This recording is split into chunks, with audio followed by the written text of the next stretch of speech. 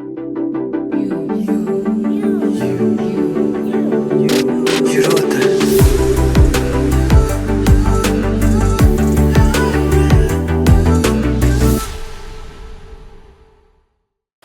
းလုံးပဲမင်္ဂလာပါခင်ဗျာ YouTube series ကနေပြန်လည်ကြိုဆိုလိုက်ပါတယ်ဒီနေ့မှာတော့ကျွန်တော်တို့ Europorter ညီကိုမောင်နှမရဲ့အတူတူပေါ့နော်ဒီကျောင်းသားဘဝ student life ကနေပြီးတော့လုပ်ငန်းဝင်ကိုပြောင်းလဲဝင်ရောက်လိုက်တဲ့အခါမှာဘယ်လိုခက်ခဲကြုံတွေ့ရလဲဘာပြောင်းလဲသွားရဲဆိုတဲ့အကြောင်းအတူတူပြောပြသွားမှာဖြစ်ပါတယ်ဆိုတော့အရင်ဆုံးကိုမိတ်ဆက်လိုက်ကြပါမယ်ပေါ့နော်ကျွန်တော်နာမည်ကတော့ခစ်စီသူပါ Europorter တယောက်ပါဆိုတော့ဒီကအရင်ဆုံးမချူကမိတ်ဆက်ပေးပါအောင်ဗျဟုတ်အားလုံးပဲမင်္ဂလာပါချူမြန်တို့ပါဒီ Europort မှာလည်း volunteer တယောက်အနေနဲ့အလုပ်လုပ်နေသလိုအပြင်က company တစ်ခုမှာလည်းလက်ရှိအလုပ်လုပ်နေပါတယ်ဟုတ်ဟုတ်ကဲ့ကျွန်တော်နာမည်အောင်စောဖြိုးပါအခုလက်ရှိမှာလည်းဒီ management နဲ့အတူတူပဲကျွန်တော်တို့ Europort မှာ volunteer တယောက်အနေနဲ့လုပ်နေပါတယ်ကျွန်တော်လည်းအပြင် private company တစ်ခုမှာအလုပ်လုပ်ရင်းနဲ့အခုဒီကျောင်းဒီစာတွေကိုလည်း online နေပဲလေ့လာနေပါတော့ဟုတ်ကဲ့ပါ Grandy ကမိတ်ဆက်ပေးပါအောင်ဗျဟုတ်အားလုံးမင်္ဂလာပါ Grandy လို့ခေါ်ပါတယ်Grandy ကလည်းဒီ Europort ရဲ့ volunteer member တယောက်ဖြစ်တယ်ပေါ့နော် Grandy ကလက်တလုံးမှာကတော့ online language school တစ်ခုမှာ ESL teacher တယောက်အနေနဲ့လည်းလုပ်နေရပြီးတော့ဒီအဖွဲ့အစည်းမှာပဲပေါ့နော် content creator နဲ့ပြီးတော့ HR member တယောက်အနေနဲ့လုပ်နေရပါဟုတ်ကဲ့ပါဗျအခုဆိုရင်ကျွန်တော်တို့အားလုံးကပေါ့နော်လုပ်ငန်းခွင်ကိုအခုမှဝင်ရောက်နေတဲ့လူတွေဖြစ်တယ်ဆိုတော့ဒီ student life ကနေပြီးတော့ work life ထဲကိုဝင်ပြောင်းလဲလိုက်တဲ့ခါမှာပေါ့နော်ဘာပြောင်းလဲသွားလဲဘယ်လိုကွာခြားမှုရှိလဲဆိုတာလေး Granny ကစိုက်ပြောပြပါအောင်ဗျဟုတ်ဆိုတော့ Granny တို့ဆိုလို့ရှိရင်လည်းဒါလူတိုင်းမှာပဲပေါ့နော်ဆိုတော့ကျောင်းသားဘွားကနေပြီးတော့မှလုပ်ငန်းခွင်ကိုပြောင်းလဲဝင်ရောက်လာခဲ့ရတယ်ပေါ့နော်ဒီလိုမျိုးပြောင်းလဲလာခဲ့တဲ့အခါမှာအဓိကကတော့ကိုယ့်ရဲ့ lifestyle တစ်ခုလို့ပြောရမှာပေါ့နော်ဆိုတော့ကျောင်းသားဘဝမှာကျောင်းသားလူမျိုးနေခဲ့ရတဲ့ lifestyle နဲ့လုပ်ငန်းခွင်တွေကိုရောက်သွားပြီးတော့မှဒါပေါ့အဖွဲ့အစည်းတစ်ခုခုရဲ့ပေါ့နော်ဆိုတော့ဝန်ထမ်းတစ်ယောက်အနေနဲ့လုပ်ကံရတဲ့ကိုယ့်ရဲ့ lifestyle လည်းပြောင်းလဲသွားတယ်လို့ပြောရမှာပေါ့နော်ဆိုတော့ပြောင်းလဲသွားတဲ့အခါမှာလည်းအဖက်ဖက်ကနေပေါ့ဒါကိုယ့်ရဲ့ပြောရရင်အပေါင်းအသင်းတွေကအစပေါ့နော်ဆိုတော့ကိုယ်ကျောင်းတက်တော့ပေါင်းရတဲ့အပေါင်းအသင်းတွေပြီးလို့ရှိရင်ဒီလုပ်ငန်းခွင်တွေကိုရောက်သွားတဲ့အခါကျတော့ပေါင်းရတဲ့အပေါင်းအသင်းတွေဒီလူဒန်းစားမျိုးစုံပေါ့နော်မတူတဲ့လူဒန်းစားတွေပေါ့လူဒန်းစားမျိုးစုံဆိုတာထက်ပေါ့နော်မတူတဲ့လူဒန်းစားတွေကကျောင်းတက်တော့ဆိုလို့ရှိရင်ဒါကိုယ်နဲ့ရွယ်တူလေးနဲ့ပဲကိုယ်ကအပေါင်းအသင်းလောက်ရတာပေါ့နော်လုပ်ငန်းခွင်နဲ့ရောက်သွားတဲ့အခါကျတော့အတိုက်ရွယ်မတူတဲ့သူတွေကကိုပေါ့နော်ကိုနဲ့မျိုးစုံသောလူတွေနဲ့ပေါင်းသင်းဆက်ဆံရတာပေါ့နော်ဆိုတော့အဓိကကတော့ပြောရရင်တော့ကိုယ့်ရဲ့ lifestyle ပေါ်မှာအများကြီးတက်ရောက်မှုရှိပြီးတော့ဒါပြောင်းလဲသွားတယ်လို့တော့ Granny ကတော့ထင်ပါတယ်ဟုတ်ပေါ့အပြောင်းလဲအများကြီးရှိတာပေါ့နော်ဟုတ်ဆိုတော့မရှူအနေနဲ့ရောဘယ်လိုမျိုးကြုံတွေ့ခဲ့ရလဲပေါ့နော်ဒီလိုပြောင်းလဲမှာအဓိကကတော့ဘယ်လိုပြောရမလဲပေါ့နော်ဒီကိုတင်ထားတဲ့ major နဲ့တကယ်လုပ်ငန်းခွင်ဝင်လိုက်တဲ့အခါမှာဘယ်လိုပြောမလဲယူလိုက်တဲ့ career life နဲ့လုံးဝကွာသွားပါတော့အဲ့ဒီအခါမျိုးမှာဆိုလို့ရှိရင်ကိုယ့်အနေနဲ့ဒီတကယ်လုပ်ငန်းခွင်နဲ့ဝင်တဲ့အခါမျိုးမှာဆိုရင်လုံးဝ3ညနေစပြီးတင်ရတာပေါ့နော်အဲ့ဒီအခါကျတော့ဒီကိုယ့်အနေနဲ့လုံးဝအရင်ရင်းနှီးမှုမရှိတဲ့နယ်ပယ်တစ်ခုလည်းဖြစ်နေတဲ့အခါကျအရင်တော့ struggle တော့လုပ်ရတယ်ပေါ့နော်ပြီးရဲ့အခါကျတော့ဒီလုပ်ငန်းခွင်မှာဆိုရင်တော့ကိုကအသက်ငယ်ဆုံးဖြစ်ကောင်းဖြစ်နိုင်လိမ့်မယ်ပေါ့နော်ပြီးတဲ့အခါကျရင်ကိုယ့်ထက်ကြီးရဲ့လူတွေပြီးရဲ့အခါကျတော့ကိုနဲ့မတူတဲ့လူပေါ့နော်အဲ့လိုမျိုးနဲ့အမျိုးမျိုးနဲ့ပေါင်းသင်းဆက်ဆံရတဲ့အခါမျိုးတွေလည်းရှိတယ်အဲ့ဒါမျိုးတွေလည်းတေချာလေးကိုပဲဒီအချင်းချင်းကြားမှာပေါ့နော်ဒီ relationship လို့ပဲပြောမှာပေါ့အချင်းချင်းပေါင်းသင်းဆက်ဆံရေးတွေမှာလည်းမနှဲထိန်းရတယ်ပေါ့နော်တခုရှိတာကကြတော့အဲ့လိုမျိုးဒီ working life ထဲဝင်လိုက်တဲ့အခါမှာကိုနဲ့ငငယ်တော့ပေါင်းတဲ့တကယ်ချင်းတွေနဲ့အရန်ဝေးသွားတယ်သူတို့ကအားတဲ့အချိန်ကိုစီကိုလာခေါ်နေတာမှပဲကိုရဲ့ဒီအလုပ်တစ်ဖက်နဲ့လုံးဝမအားလို့မလိုက်နိုင်တာမျိုးတွေလည်းရှိတယ်ပေါ့နော်ပြီးရဲ့အခါကျတော့ဒီအခုကနေကနေပြီးရန်ကုန်လာတာဖြစ်တဲ့အတွက်ကြောင့်မလို့ဒီရန်ကုန်မှာတယောက်တည်းနေရတာတော့တော်တော်လေးကိုပဲအရင်ရုန်းကန်ရတယ်ပေါ့နော်ဘာလို့လဲဆိုတော့အရင်တော့လိုမျိုးကိုအိမ်မှာပဲမိဘနဲ့အတူတူနေရမှာမဟုတ်ဘူးကိုတယောက်တည်းပဲစားဖို့တောက်ဖို့ဒီသုံးဖို့ဆွဲဖို့အစားကိုတယောက်တည်းအကုန်လုံး management လုပ်ရတဲ့အခါကျတော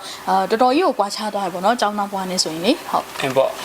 ့ဆိုတော့ကိုအောင်စောဖြိုးနေတယ်ရောဘယ်လိုမျိုးအတွေ့အကြုံတွေရှိလဲဗျကျွန်တော်ဆိုလဲဒီရှေ့ကဒီ mature တို့ Granny ကိုပြောသွားလို့ပဲဒီလုပ်ငန်းဝင်ကိုဝင်တဲ့အချိန်ကြရင်ဝင်လိုက်တဲ့အခါမှာကျွန်တော်တို့ဒီကျောင်းတက်တော်လို့ကိုတွေတက်တူရွယ်တူမဟုတ်တော့ဘူးဒီပေါင်းအတင်းရတာပြောဆိုရတဲ့အပိုင်းတွေမှာအစားဒီအလုပ်ထဲမှာဆိုလဲကိုယ့်ထက်အသက်အားဖြင့်ရောဒီကိုယ့်ထက်ဒီအလုပ်သဘောအားဖြင့်ရောဒီလိုမျိုးကိုယ့်ထက် senior ကြတဲ့သူတွေနဲ့ပြောတဲ့အခါမှာကျွန်တော်တို့အဲ့လိုမျိုးဒီ communication လုပ်တဲ့အခါတွေမှာကအစကျွန်တော်တို့ကဒီပြောင်းလဲလိုက်ရတယ်ပေါ့နော်ဒီစကားပြောဖို့နေကအစပြီးတော့ဒီအလုပ်ဖြစ်တဲ့အတွက်ကြောင့်ကျွန်တော်တို့က professional ကြ professional လိုပဲနေရတယ်ပြောရတယ်အဲ့ဒီအပိုင်းတွေမှာဆိုရင်တော်တော်လေးဒါရစူးစမ်းရတယ်ပေါ့နော်နောက်ပြီးတော့ဒီမချူးလိုပဲကျွန်တော်ကလည်းနေရနေပြီးမှခိုးလက်ရှိဒီရန်ကုန်ကိုပြောင်းလာပြီးအလုပ်လုပ်နေတယ်ပုံမှန်ဆိုရင်အိမ်မှာဆိုရင်တော့ဘယ်လိုပြောရမလဲ တင်မလားစားဖို့တောက်ဖို့ဆိုရင်လည်းအေးကနေအေးစီးလေးကိုလေးစားချိန်တိုင်းစားလိုက်အချိန်တိုင်းခုခက်လေးစားကိုလို့ဆရာရှိရလေးလို့ဒါပေမဲ့ခုကကြတော့အကုန်လုံးသွားဖို့လာဖို့စားဖို့တောက်ဖို့နေဖို့ထိုင်ဖို့ဒီဝေယဝိစာပေါ့နော်တင်မလားဟိုထမင်းချက်ဝိရှော်ကအစအကုန်လုံးကိုလောက်ရတဲ့အခါမှာဒီအလုံးနဲ့ကိုယ့်ရဲ့ဘဝအဲ့လိုမျိုးတွေကိုဒီအကုန်လုံးကိုလိုက်ပြီးတော့ manage လုပ်ရတယ်ပေါ့နော်ဟိုတော်တော်ကြီးတော့ကွာခြားသွားပြီဗျဟုတ်ပေါ့ဒီလိုမျိုးကျောင်းသားဘွားဆိုပြောရင်ဘယ်လောက်ပဲတက္ကသိုလ်ကျောင်းသားပဲဖြစ်ဘယ်လိုရွယ်ပဲဖြစ်ပေါ့နော်ကလေးလိုနေရအောင်အိမ်မှာဆိုကြအလုပ်တက်ရောက်သွားကြကိုကလူကြီးတယောက်လိုနေရတယ်ပြီးတော့ relationship ရှင်တွေကမတူတော့ဘူးဘာလို့လဲဆိုတော့ friendship နဲ့ဒီအလုပ်ခွင်တွေကအလုပ်ဖော်ကိုင်မတ်တွေနဲ့အဆက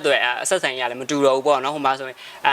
်ဘယ်လိုပြောရမလဲကိုယ့်အထက်အရာရှိမယ်အဲ့လိုမျိုးပေါ့ senior junior တွေနောက်ပြီးတော့ကြဟိုတချို့အလုပ်သဘောရပေါ့နော်စောင့်ထရကိစ္စတွေရှိရဆိုအရန်ကိုဘယ်လိုပြောမလဲစီးပါဝင်တဲ့နေရာတွေအတွက်ကိုယ့်အတွက်လူငယ်အနေနဲ့ကျင့်ကြံသွားတာပေါ့နော်အဲ့လိုမျိုးရှိရဲဒါပေမဲ့ဘယ်လိုပြောမလဲလူငယ်အကြောင်းသားဘဝနဲ့အလုပ်ငန်းခွင်ထဲမှာအတူနေတဲ့ချက်ကတော့တစ်ခုရှိရဲဘာလဲဆိုတော့တနင်္လာနေ့တွေအရန်မုန်းတယ်တောက်ကြနေဆိုရင် very happy နော်ဒါပေမဲ့တချို့ရုံးနေဆိုစနေနေ့ရုံးတက်မှန်းနဲ့တူတယ်စနေရုံးတက်ရရင်တော့စနေနေ့မှာ happy อ่ะပေါ့ဟုတ်ပြီအဲ့တော့ဒီလိုမျိုးကြုံရတဲ့အခက်ခဲတွေဂျားထဲမှာပေါ့နော်ပြောင်းလဲမှုရှိတယ်အခက်ခဲရှိတယ်အဲ့တော့ကျတော့ဘယ်လိုမျိုးအခက်ခဲရှိလဲပေါ့အဲ့လိုအခက်ခဲတွေကနေဘယ်လိုမျိုးကိုယ့်ရဲ့ဘဝအတွက်အကျိုးရှိသွားလဲကိုဘဝပေါ်ဘယ်လို impact တွေရှိလဲပေါ့နော်ဒီအလုပ်လုပ်ငန်းကိုရောက်လာပြီးနောက်ပိုင်းမှာဟုတ်အဲ့ဒါလေးကို Grandia ပဲအရင်ပြောပြပါအောင်ဗျဟုတ်ဆိုတော့အဲ့ဒီကိစ္စနဲ့ပြောရမယ်ဆိုတော့အခက်ခဲလို့ပြောမှာပေါ့နော်အခက်ခဲလို့ဆိုလို့ရှိရင်တော့ခုနကတော့ကဒီအကိုအမကိုပြောသွားသလိုပဲမျိုးစုံရှိတယ်ပေါ့နော်ဒါဒီအကိုရောမတို့ဆိုလို့ရှိရင်ဒါတနေ့တည်းကနေပြီးတော့မှလာပြီးတော့မှလောက်ကန်ရတာပေါ့နော်ဒါ Granny တို့ဆိုလို့ရှိရင်တော့ဒါကိုအိမ်မှာပဲလောက်ရတဲ့ work from home အလုပ်ဖြစ်တယ်ဆိုတော့ဒါဒီ challenge တွေတော့ Granny မှာတော့မရှိခဲ့ဘူးပေါ့နော်ဒါပေမဲ့ဘာရှိလဲဆိုလို့ရှိရင်တော့အဓိကကတော့ဒီ work life balance ပေါ့နော်ကိုတွေကဘယ်လိုပြောရမလဲဟိုတတ်မှတ်ထားတဲ့ဟိုအလုပ်ကတော့အသက်အရွယ်တိုင်းမှာတော့လောက်တာကအဆင်ပြေရဆိုပေမဲ့ပေါ့နော်တတ်မှတ်ထားတာချက်ကိုရီးယားနည်းနည်းလေးလုပ်ငန်းခွင်ဝင်သွားတယ်စောတယ်လို့ခံစားရတယ်ပေါ့ဆိုတော့ကိုယ့်ရဲ့လူငယ်ဘဝကိုအပြည့်အဝမခံစားလိုက်ရတဲ့လူမျိုးရရှိရပေါ့နော်ဆိုတော့လူငယ်တယောက်အနေနဲ့ခံစားရတဲ့ခံစားချက်တွေပြီးတော့ကျတော့လှုပ်ဆောင်ရမယ့်အရာတွေကိုဟိုမလှုပ်ဆောင်လိုက်ရတာမျိုးလေးတွေကိုယ်ခွင့်ရည်ဆုံးရှုံးသွားတာမျိုးရှိတယ်ခုနအမပြောသားသလိုပဲဒါတငယ်ချင်းတွေနဲ့တွေ့မယ်ဆိုရင်တော့မှပေါ့နော်ကိုယ်အားလက်ချင်းကြီးညှိရတာအရန်ခက်ခဲသွားတယ်ပေါ့ဆိုတော့တငယ်ချင်းတွေလည်းမတွေ့ဖြစ်တော့တာမျိုးတွေကိုတယောက်တည်းတီးတန့်ဖြစ်သွားတာမျိုးလေးတွေလည်းဒါရှိရပေါ့နော်ဆိုတော့အဲ့လိုမျိုး challenge လေးတွေလည်းရှိရပြီးတော့ဒီ work life balance အနေနဲ့ပြောတဲ့အခါကျတော့လည်းအလုပ်နဲ့ကိုတကယ်ကိုယ့်ရဲ့ဘဝနဲ့ပေါ့နော် balance ညီအောင်ဘယ်လိုညှိရမလဲဆိုတာကို Granny တို့ကဟိုဆက်ဆချင်းအနေနဲ့ဆိုလို့ရှိရင်ဟိုအရန်ခက်ခဲခဲ့တယ်လို့ပြောရမယ်ပေါ့နော်ဆိုတော့ဟိုအလုပ်ကြီးပဲလုပ်နေရမျိုးပြီးလို့ရှိရင်ကိုယ့်ရဲ့ personal life မှာပါအလုပ်တွေကိုပါထည့်ပြီးတော့မှလုပ်နေတာမျိုးဒါမျိုးတွေကဒါနောက်ပိုင်းကျမှသိလာတာကတော့ဒါဟိုမဖြစ်သင့်ဘူးပေါ့လေနော်ဆိုတော့ဘယ်သူပဲဖြစ်တော့ဒါ work life balance ဆိုတာကတော့ရှိတယ်ねအလုပ်အချိန်မှာအလုပ်ကိုအပြည့်အဝလုပ်ရတယ်လို့မျိုးပဲနားချိန်ကိုယ့်ရဲ့ personal ချိန်မှာလည်းကိုယ်အချိန်ကိုအပြည့်အဝပေးတင်တယ်လို့ထင်တယ်ပေါ့နော်ဆိုတော့ဒါတွေကနေပြီးတော့မှတင်ယူခဲ့တာတွေကတော့အများကြီးပဲပေါ့နော်ဒီခုနပြောသလိုမျိုးပေါ့work life balance အနေနဲ့ဘယ်လိုမျိုးကိုရီးယားအနေနဲ့ထားရမလဲပြီးတော့ကျတော့ကိုရီးယားဒီပေါင်းတင်ဆက်ဆံရေး communication မှာလည်းဒီလုပ်ငန်းခွင်ထဲမှာပဲကိုရဲ့ဘဝတစ်လျှောက်လုံးပြီးသွားမှာမဟုတ်ဘူးလေနော်ဆိုတော့ကိုရီးယားလူတွေဖြစ်တဲ့အတွက်လူလောကထဲမှာလည်းနေရမယ်လူမှုရေးဒီအတိုင်းဝိုင်းနေဆိုလည်းရှိသေးတာဟုတ်ဆိုတော့အဲ့ဒါမျိုးတွေနဲ့ပတ်သက်ပြီးတော့လည်းhandle လုပ်နိုင်ဖို့တွေဒါတွေကတော့ဒါကြုံတွေ့ရတဲ့ challenge တွေပေါ့နော်ဆိုတော့အဲ့ဒါတွေအတွက်ကတော့ဟိုကြော်လာရတဲ့အနေအထားဆိုလို့ရှိရင်တော့လူတိုင်းမှာကတော့ကိုစီကြော်လာရတဲ့ဟိုနီးလန်းနေပေါ့နော်ဆိုတော့ရှိကြတာပဲပေါ့ဆိုတော့အဓိကကတော့ကြော်လာနိုင်မှုပါပဲအဲ့ဒါမျိုးကိုတိတယ်ဆိုလို့ရှိရင်တော့ဒါကြော်လာနိုင်မှုနီးလန်းရှာလို့ရသွားပြီပေါ့နော်ဆိုတော့အဲ့လိုမျိုးကြော်လာပြီးတော့Granny အနေနဲ့ကတော့ပြောချင်တာတော့အဓိကတော့အဲ့လိုမျိုး work life balance ကိုထိန်းနိုင်ဖို့အတွက်ကတော့တော်တော်လေးchallenge ဖြစ်တယ်လို့ထင်တယ်ပေါ့နော်ဆိုတော့ဟုတ်အဲ့ဒါလေးပါဟုတ်အဲ့တော့ဒီလိုအခက်ခဲတွေကြုံလာရတယ်ကြုံလာတဲ့အခါမှာ Granny ပြောလို့ဆိုရင်ကိုဖြည့်ရှင်းနဲ့ပဲဒီအသားအရာတွေကို handle လုပ်နိုင်သွားရပေါ့လေ့လာသွားရတာပေါ့နော်ဆိုတော့အဲ့လိုမျိုးတင်ယူရင်းနဲ့ပဲဒီလေ့လာရတဲ့အနေအထားပေါ့နော်ဆိုတော့အဲ့လိုမျိုးဖြစ်သွားတာပေါ့ကိုရီကဟိုအပြေးအဝလေ့လာပြီးမှဒီလိုမျိုးလုပ်ငန်းခွင်တွေကိုရောက်လာတာမျိုးမဟုတ်တဲ့ဟိုအသက်အရွယ်မျိုးဖြစ်နေတဲ့ခါကျတော့ဒီထဲကိုရောက်မှပဲဒါတွေရှိလာလားဆိုတာကိုဟို ကိုတွေ့လေးလာရတဲ့အနေအထားမျိုးဖြစ်သွားတာပေါ့နော် ဟုတ်ကဲ့ပါဆိုရင်မချူရောပြောပြပါအောင်ဗျ ဟုတ်အမကကြတော့grand day လို့မျိုးတော့လုပ်ငန်းခွင်တွေဝင်လာစောသွားမျိုးတော့မဟုတ်ဘူးပေါ့နော်အမအသက်အရွယ်နေကြတော့ဘယ်လိုပြောမလဲဒီရန်ကုန်မှာရှိတဲ့လူငယ်တွေနဲ့ရှင်လိုက်တဲ့အခါမျိုးမှာဆိုရင်အမရဲ့ကြတော့လုပ်ငန်းခွင်တွေဝင်လာနောက်ကျသွားတဲ့အပိုင်းနဲ့ရောက်သွားတယ်ပေါ့နော်အဲ့လိုမျိုးကြတော့ဘယ်လိုမျိုးဖြစ်သွားလဲဆိုတဲ့အခါကျတော့ကိုကဒီလုပ်ငန်းခွင်တွေဝင်တဲ့အခါမှာကိုကြောင့်သူတစ်ပါးအနောက်ရှက်မဖြစ်ဖို့အတွက်ပေါ့နော်အဓိကတော့ဒီ responsibility နဲ့ accountability ပေါ့အဲ့နှစ်ခုအတွက်ကိုအရန် burden ဖြစ်တယ်ပေါ့နော်ဘာဖြစ်လို့လဲဆိုတော့ဒီကိုလုံးလိုက်လို့များမှားသွားမလားပေါ့ငါ့ကိုတင်ပေးလိုက်လို့များသူတို့နောက်ကျသွားမလားပေါ့နော်အဲ့လိုမျိုးနဲ့ပတ်သက်ပြီးတော့အမအနေနဲ့ဆိုတော့အရန်ကိုပဲရုန်းကန်ခဲ့ရတာမျိုးရှိတယ်ပေါ့နော်ဘာဖြစ်လို့လဲဆိုတော့ဒီစပြီးဝင်တဲ့အခါမျိုးမှာဒီတိုင်းပဲတင်နေတယ်ပဲဆိုပြီးတော့ပဲအမဘာမှလုပ်နေလို့မရဘူးပေါ့နော်ဒီတင်နေဆိုပြီးចောင်းသားဘွားလိုမျိုးပဲဒီ EO နဲ့ပဲလိုက်နေလို့မရဘူးအဓိကတော့ကို့မှာဒီ accountability တခုရှိလာတဲ့အတွက်ကြောင့်မလို့ဒီဟာကိုရအောင်တင်ရမယ်အဓိကတော့ဒီကိုယ့်ရဲ့လုပ်ငန်းတာဝန်ကြည့်ပြောင်းဆောင်ရွက်ချင်တဲ့အတွက်ကြောင့်မလို့ဒီအရန်မဲသူတို့နဲ့အမိလိုက်နိုင်အောင်စူးစမ်းရတယ်ပေါ့နော်အဲ့လိုမျိုးစူးစမ်းပြီးတဲ့အခါကျမှကိုယ့်အတွက်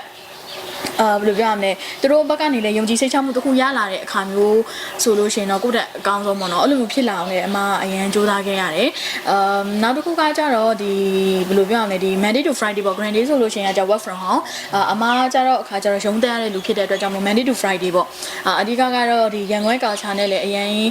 ်မရင်းနှီးရဲ့အတွက်ကြောင့်မလို့အမဆိုရင် bus car စီးဖို့အစအရန်စူးစမ်းရတယ်ပေါ့နော်အမဆို bus car မစီးနိုင်ဘူးအဲ့အဓိကတော့အဲ့ရထားနောက်ကြပေါ့အမဘယ်လိုမှမလုပ်နိုင်ဘူးနော်အဲ့ကိစ္စအမတို့အရန်ခက်ခဲတယ်အဲ့လိုမျိုးဆိုတော့ဒီ Monday to Friday ဖြစ်တဲ့အတွက်စနေနေ့နေ့ဆိုရင်တော့အမှန်တိုင်းပြောရင်တကယ်ချင်းတွေကအပြင်ထွက်ဖို့ခေါ်ရင်တော့အရန်ပစ်မယ်တော်ရုံမလိုက်ချင်ဘူးပြီးတဲ့အခါကျတော့စနေနေ့ရုံးပေးရရောက်ခံမှာကိုယ့်အတွက်ဒီအိမ်မှုကိစ္စတွေလုပ်ရမယ်ကိုယ့်အတွက်အဝတ်လျှော်စရာရှိလျှော်ပေါ့နော်အဲ့လိုမျိုးရှိတဲ့အတွက်ကြောင့်မလို့ဒီပြောရမယ်ဆိုရင်တော့အဓိက friendship ဆိုရင်အရန်ပြတ်တယ်အရန်ပြတ်တယ်ဟိုသူတို့ခေါ်သူတို့မျိုးလည်းကိုမလိုက်နိုင်ဘူးကိုလိုရတဲ့အချိန်ဆိုလည်းသူတို့မအားဘူးအဲ့လိုမျိုးရှိတဲ့အခါကျတော့တော်တော်လေးတော့ဒီအဲ့အခက်အခဲပေါ့နော်အဲ့အခက်အခဲတို့တော့အရန်ကိုပဲရုန်းကန်ခဲ့ရတယ်ပေါ့နော်ဟုတ်အားကြောင့်လူငယ်ဘွားပြောစရာအကောင်းဆုံးလို့လူငယ်ဘွားဆိုတာကျောင်းသားဘွားနော်ကျောင်းသားဘွားပြောစရာအကောင်းဆုံးလို့ပြောတာအဲ့တော့ဟုတ်ပြီဆိုတော့အလုပ်ငန်းဝင်မှာဒီလိုအခက်အခဲကြုံလာရဲဆိုတော့ကွန်စော်ဖြိုးလေးနေတော့ဘယ်လိုအခက်အခဲကြုံခဲ့ရလဲပေါ့နော်ဘယ်လိုကြော်လာခဲ့လဲအရင်ဆုံးအဲ့တော့မပြောရင်ခုနညီလေးခစ်စီသူကပြောလိုက်တယ်ကျောင်းသားဘွားအပြောဆုံးဆိုပြီးပြောအဲ့ဒါကိုပြန်တွေးမိနည်းနည်းလေးတော့ဘယ်လိုပြောရမလဲကိုကျောင်းသားဘဝမှာအဲ့လိုမျိုးအပြေးဝမပျော်ခဲ့ရဘူးပေါ့နော်မပျော်ခဲ့ရတာဘာကြောင့်လဲဆိုတော့ဒီကျောင်းကဘယ်လိုဖြစ်တော့ဆိုတော့အခုဒီတိုင်းဟိုလိုမျိုးdata တဲ့ university တခုလည်းတက်ခဲ့တယ်နောက်အဲ့အကြောင်းမျိုးကြောင့်တက်ဖြစ်ခွဲနေနောက်ကို within တခုပြောင်းလဲတဲ့အချိန်မှာအဲ့လိုမျိုး university life ကိုလည်းမခံစားခဲ့ရဘူးပေါ့နော်မခံစားခဲ့လဲရတဲ့အချိန်တခုမှာဒီအခုတို့ဒီကျောင်းလည်းမပြီးခင်မှာပဲအခုဒီအလုပ်ကိုဝင်လိုက်ရတယ်အလုပ်ကိုဝင်လိုက်တဲ့အချိန်မှာအဲ့ဒီခံစားချက်ကိုပြပြဝဝကြီးမရလိုက်ဘူးပေါ့နော်အဲ့တခုတော့အယုံဆုံးဟာတော့တော်တော်လေးနောင်နာရမိတယ်နောက်တစ်ချိန်ကိုအသက်ကြီးတဲ့အချိန်ပြန်ပြောရချင်းကိုမှအဲ့ရအတွေ့အကြုံအဲ့ဒီပျော်ရွှင်မှုကရှိမနေဘူးနောက်ဒီအလုပ်ဝင်လိုက်တဲ့အတွက်ကြောင့်မလို့ပါရီအခက်အခဲဖြစ်သွားလဲဆိုရင်ကတော့ခုနဒီရှိမှပြောသားတော့ပြန်ကောက်ရင်နေကနေဒီမှာလာပြီးတော့ဒီမှာအလုပ်လုပ်ရတာဖြစ်တဲ့အတွက်ကြောင့်မလို့သွားလာရတာဆိုရင်မတူဘူးပေါ့နော်အကိုလာခဲ့တဲ့ဘက်မှာဆိုရင်ကိုတို့မြို့မှာဆိုရင်ဘယ်တော့ပဲလာဆိုင်ငယ်လေးတစ်စီးနဲ့အေးစေးသွားလို့ရတယ်ဒါပေမဲ့ဒီမှာကျတော့အဲ့လိုမဟုတ်ဘူးသွားဖို့လာဖို့ဆိုတော့ဆိုရင်အဓိကအဖြစ်ဘတ်ကားကိုတုံးရတယ်ဘတ်ကားကိုတုံးတဲ့အချိန်မှာဆိုရင်ဆက်ချင်းဒီဘတ်ကားစီးဖို့ဆိုရင်ဘယ်လိုင်းရဘယ်ရောက်မှမသိဘူးအဲ့တော့ဘတ်ကားတွေခဏခဏမှာစီးတယ်ဒီမှတ်တိုင်တွေကြော်တယ်ပြန်စီးရတယ်အဲ့လိုမျိုးတွေကအစားဒါဆိုတိတိမွမလေးရအစားဖြစ်တယ်เนาะဒီတနေရာနေတနေရာသွားဖို့ဆိုအရန်အချိန်ပေးရတယ်ရန်ကုန်လိုနေရာမျိုးမှာဆိုရင်လေတနေရာနေတနေရာသွားဖို့ဆိုရင်သွားဖို့လာဖို့ကအသွားပြန်ကို2နာရီလောက်ကအနည်းဆုံးအဲ့အတွက်အချိန်ပေးနေတာဒါမှပြင်ဆင်ရတဲ့အချိန်တွေပါလေမပါသေးဘူးအဲ့တော့အလုပ်သွားတယ်အလုပ်ပြန်တယ်ပြီးအလုပ်ပြန်ရင်ရောက်တဲ့အချိန်ကျရင်လည်းဘာမှကိုလှုပ်ချင်စိတ်မရှိတော့ဘူးလုံးဝကိုပင်ပန်းပြီးတော့အိမ်ပေါ်မှာလုံးဝအိမ်ရောက်တာနဲ့အဲ့ရပေါ်တန်းပြီးတော့ပြစ်ချလိုက်ပြီးတော့ဘာမှကိုလှုပ်ချင်စိတ်မရှိတော့တာဘာမှကိုလှုပ်ချင်စိတ်မရှိတော့ပြီးတော့ဒီအလုပ်ကအခုလောက်ကဘယ်လိုဖြစ်တော့ဆိုတော့ကြတော့ Friday နဲ့ Saturday ပိတ်တဲ့အချိန်မှာ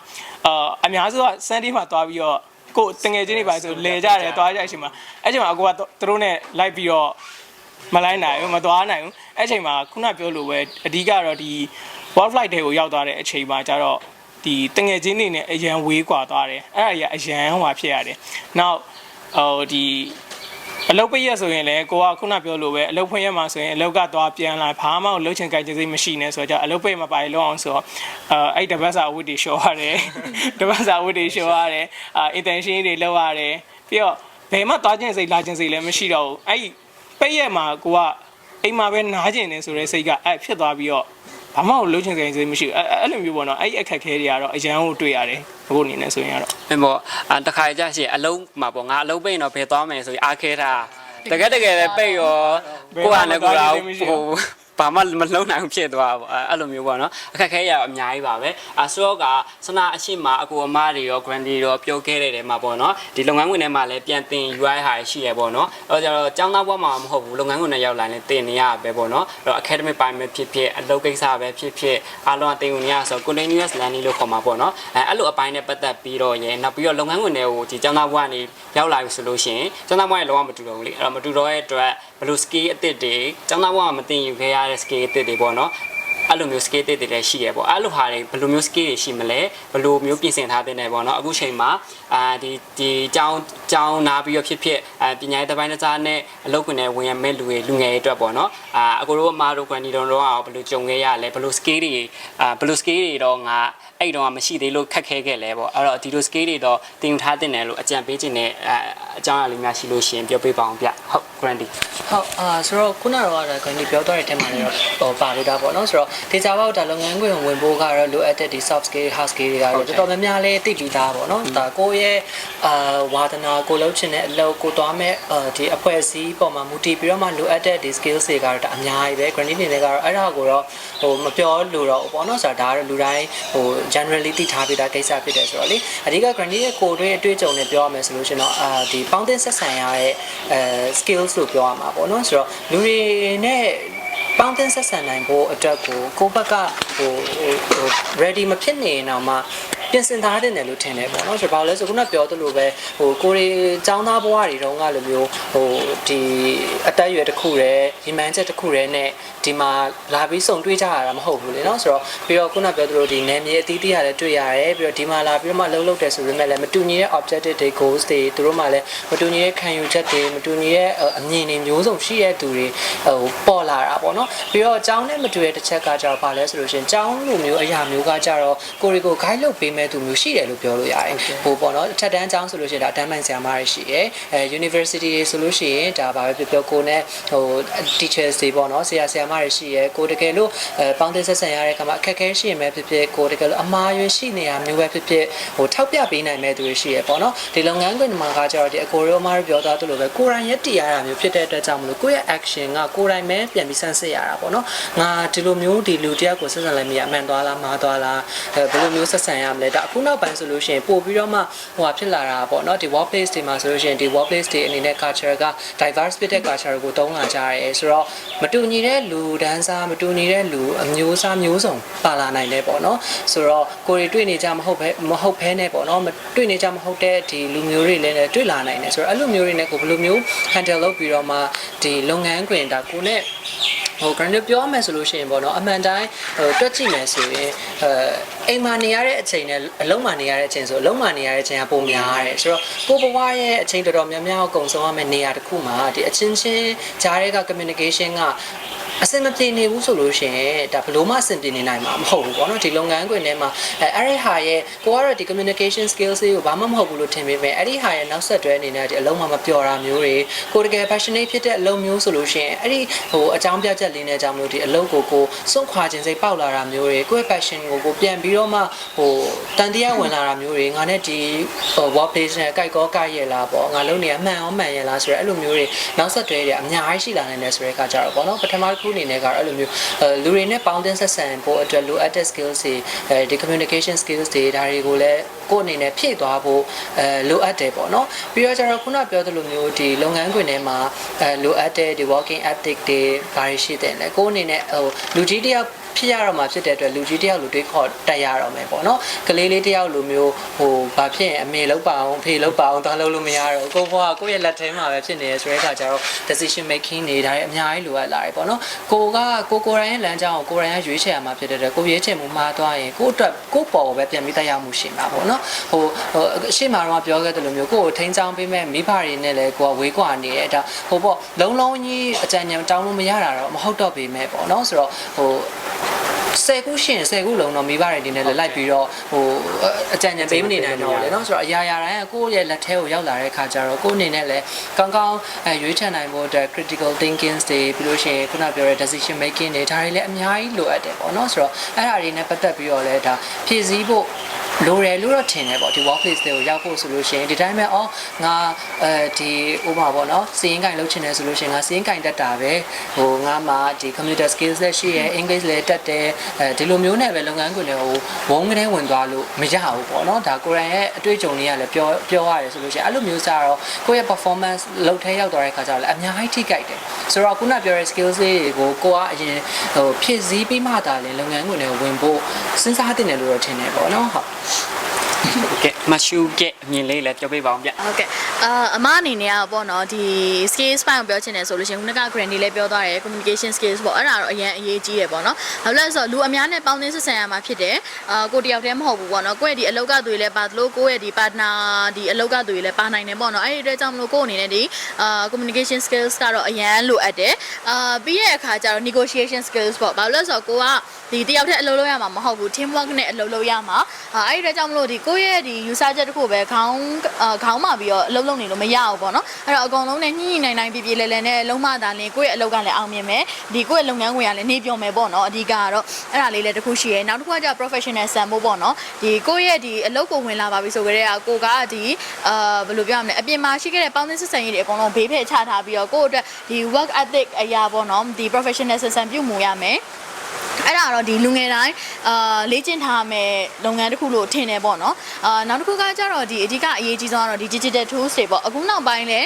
းတဖြည်းဖြည်းနဲ့ခင်မီလာပြီးဖြစ်တဲ့အတွက် paper တွေအကုန်လုံးကို short ပြီးတော့မှပဲဒီ digital tools တွေနဲ့သွားနေတာအရင်များတယ်အဲ့ဒီအတွက်ကြောင့်မလို့အဓိကလေ့ကျင့်တဲ့ဟာကတော့ဒီ Excel ပေါ့ Excel မှာဆိုရင် formula တွေအများကြီးပါတယ်ဒီသူတို့နဲ့သက်ဆိုင်တဲ့ဒီ advanced တွေအများကြီးရှိရပေါ့နော်အမကတော့ဆိုရင်ဒီ basic လောက်ပဲသိရတဲ့ဒီ formula တွေဆိုအမမသုံးနိုင်ဘူးသုံးလည်းမသုံးတတ်ဘူးအဲ့ဒီအတွက်ကြောင့်အမလူကြီးကပြန်သင်ပေးရတဲ့ဟာမျိုးကြီးရှိရပေါ့နော်အဲ့တော့အဲ့လိုမျိုးဆိုရင်ဒီခါလေးမှာနည်းနည်းနှောင့်နှေးသွားတာမျိုးဖြစ်နိုင်တယ်ပေါ့နော်အဲ့တော့အဓိကအနေနဲ့ခုနကပြောခဲ့ skills တွေအပြင်ဒီ Excel နဲ့ပတ်သက်ပြီးတော့လည်းဒီ formula လေးတွေကိုလည်းသိချဘယ်လိုပြမလဲဒီကျွမ်းကျင်နေမဟုတ်ဘူးဆိုရင်တော့မသိရဆိုတဲ့အနေအထားမျိုးတစ်ခုရအောင်တော့လေ့ကျင့်ထားတင်တယ်လို့အမထင်တယ်ပေါ့နော်